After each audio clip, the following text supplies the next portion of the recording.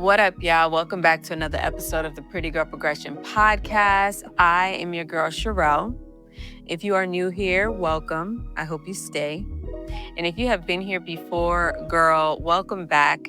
And as always, make sure you like, comment, and subscribe. Tell a friend to tell a friend. If you're not familiar with the PGP podcast, we are a faith-based podcast all about personal growth and wellness for our melanated sisters. So, sis, if that is you, sit back, relax, take your shoes off at the door, and I hope you enjoy this week's episode.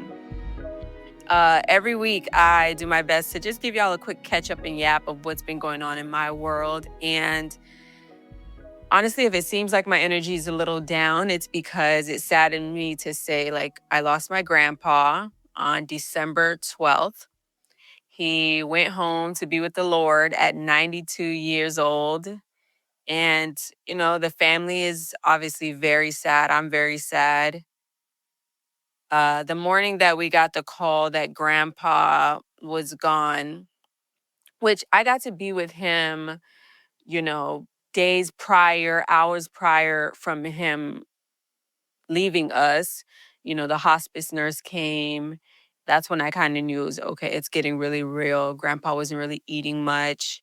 And all the family did our best to just be around him, love on him until that time came. So I got to do his nails for the last time since I was on grandpa nail duty for years. So, since he had his stroke. So, I'm going to miss that, but I know he's in a much better place, okay? Not worrying about what's going on down here and just basking in the love of the Lord, So I'm happy about that.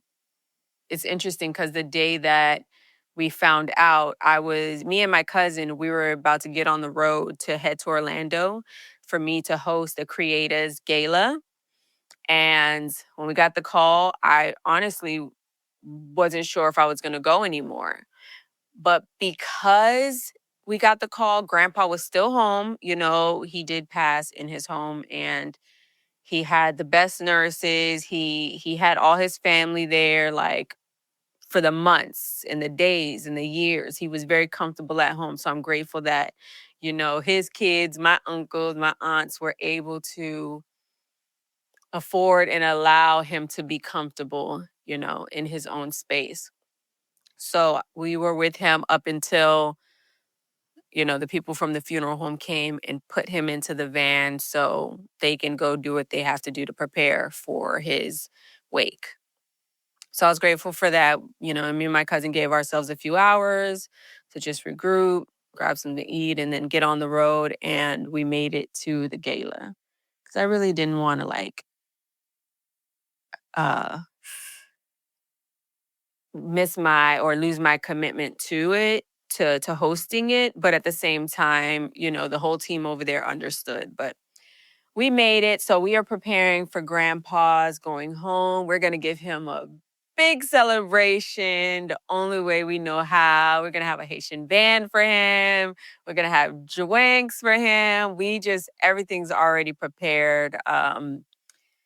And yeah, we just got to make sure grandma's okay and take our turns with that. So keep my family in your prayers. All good things, please. And this is the most important time because as a family, we want to continue to keep our strong bond and love on each other and support each other how grandpa would have loved for us to continue on. So yes. And like I mentioned before, I did host the Creators Gala, which was so beautiful. Shout out to everybody at the Content Creator Experience. Everybody looked so amazing. They had entertainers there. They had spoken word artists there, food, drinks. Evelyn and the entire team, Glindy, y'all did y'all thing. And thank you for having little old me host for y'all.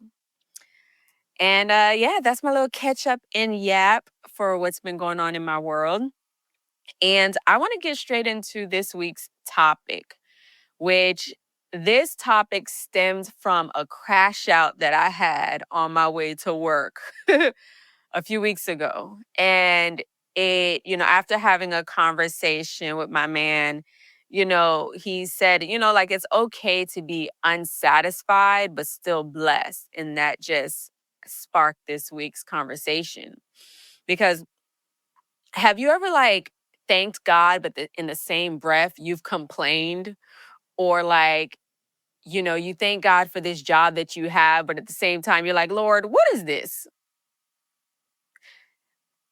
Let me give y'all a little story time of my crash out. I'm on my way to work and it's a normal day, but I have to be at work at like 10 a.m., right?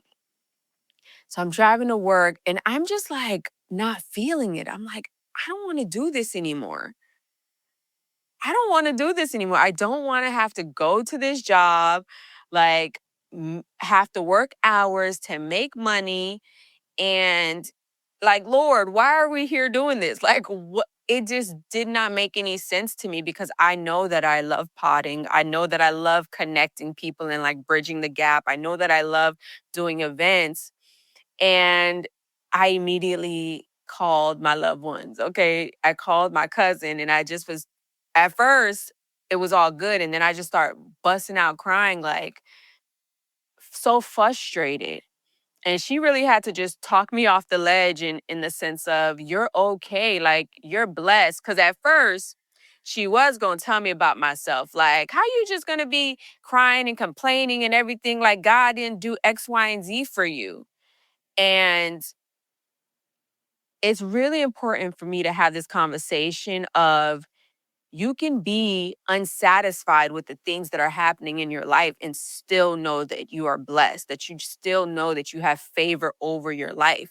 Yes, I'm thankful for the car that I get to drive to work and it ain't the putt-putt that I had on the top of the year.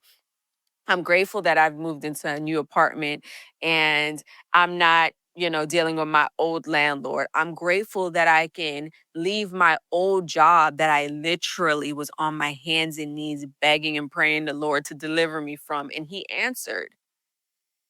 But I can also recognize how I'm still not satisfied. Okay. And that conversation really was an eye opener. And, like always, I have to go to a biblical verse on why I'm feeling these things and what it means to be unsatisfied and still blessed. And I just want to read something from Philippians 4:11-13. So if you have your PGP journal or your Bible, please. So Philippians 4:11-13. I'm not saying this because I'm in need, for I have learned to be content, whatever the circumstance. I know what it is to need, and I know what it is to have plenty. I have learned the secret of being content in any and every situation, whether well fed or hungry, whether living in plenty or in want. I can do all things through Him who gives me strength. I so resonate with this verse because I do know what it is to be content and have a little.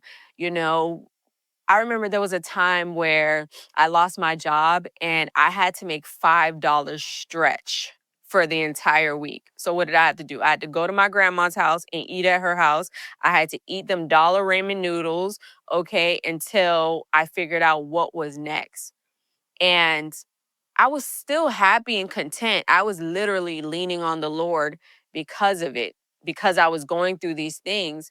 But then I also know what it is to be up and not even look at my bank account and just swipe it and feel like I'm gonna get it right back.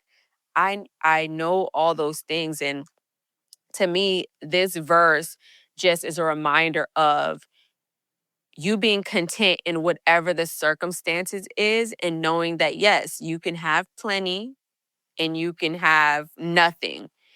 But the secret is to be content in every situation. Another Bible verse would be James 1:2-4. Consider it pure joy, my brothers and sisters, whatever you face, trials of many kind, because you know that the testing of your faith produces perseverance. Let perseverance finish its work so that you may mature and complete, not in lacking anything. To me, all this verse means is number one, when you're going through something, the faith is producing perseverance. We need that. Like, you ever heard the saying, you know, you're never going to go through the things that you went through before. Like, that's the worst that's ever happened. When you go through those hard trials and tribulations and you get past it, you have a certain kind of strength and resilience and armor that you've built that, if it occurs again, you can handle it. You know that you are equipped to be able to take on whatever those challenges are. And I love that it's a reminder that you become more mature with whatever you're going through. So consider it joy. Consider it joy in all things, the trials and tribulations you go through. One thing that I mentioned earlier, like I know my cousin was about to like tell me about myself, like, well, why are you complaining and why are you feeling this way? I think as believers, a lot of the times you think that you can't be unsatisfied with the things that are happening in your life. And that's just not true. Like you can really still weep and go through things, which makes me go to Psalms 35. For his anger is but for a moment. His favor is for life. Weeping may endure for a night, but joy comes in the morning. That's just proof right there. Like we can literally cry all night long, okay?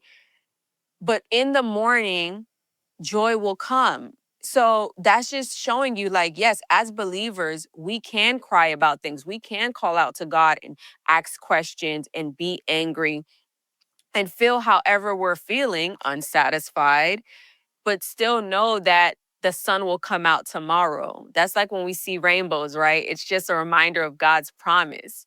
That makes me think that all the time. So, yeah, I had my crash out moment. Yeah, I was feeling like, why do I need to be at this job? But hey, if I'm still at this job, God has me there for a reason. I'm there to either be a light, maybe to meet somebody who's going to take me to the next level, which funny enough, y'all, when I went to work, I had a couple who pulled me aside and they were just like, you are amazing.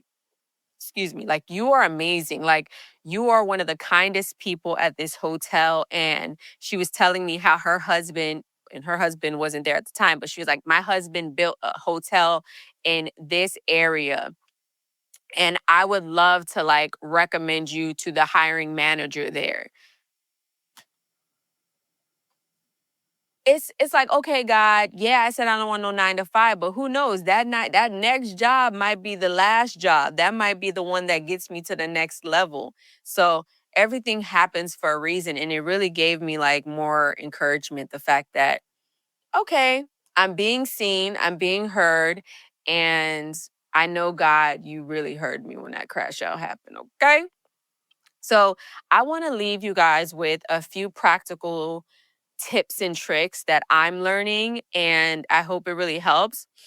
I think it's important to separate the seasons from the blessings.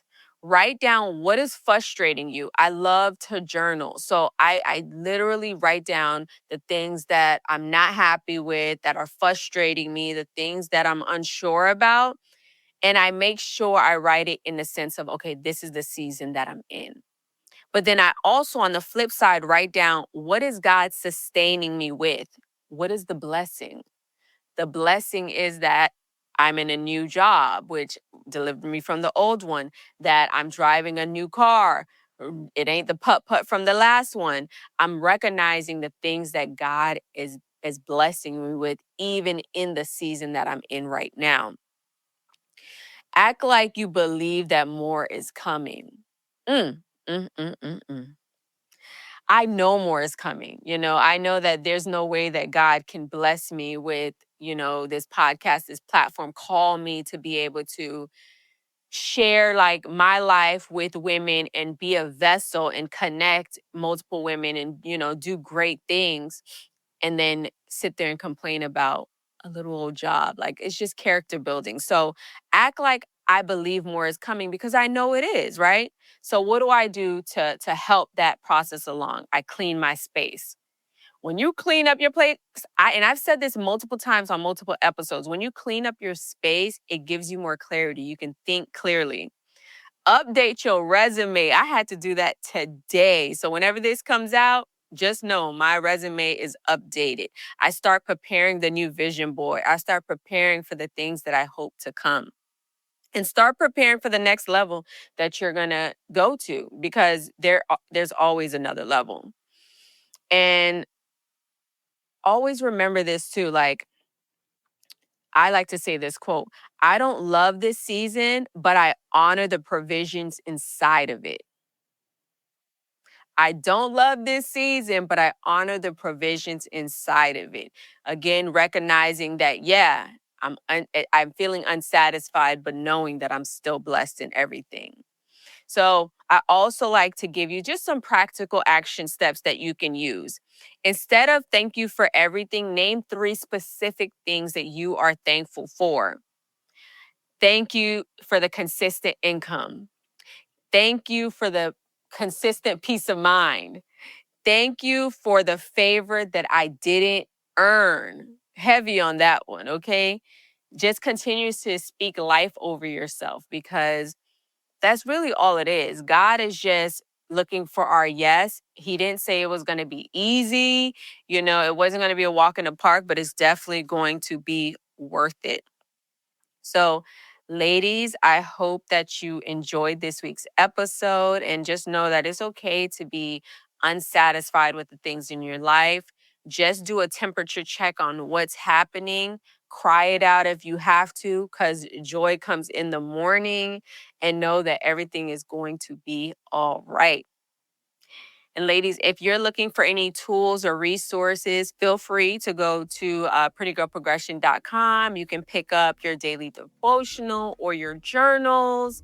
And let me know what you think about this in the comment section. If there's anything that you want to add on to the conversation, please feel free to do so.